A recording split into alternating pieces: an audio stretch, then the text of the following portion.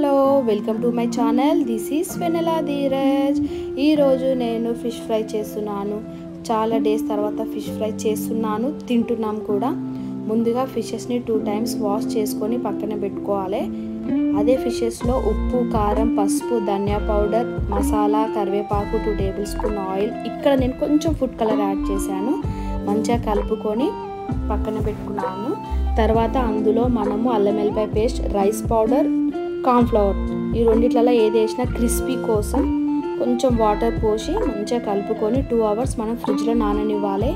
ఇది 2 hours నానిన తర్వాత పెనం పైన ఒక 5 tablespoon ఆయిల్ పోసుకొని ఈ ఫిషెస్ని మంచిగా వేగనివ్వాలి. ఇటు ఒక 5 minutes, అటు ఒక 5 minutes మంచిగా వేగిన తర్వాత మనం పక్కన తీసేసుకోవడమే.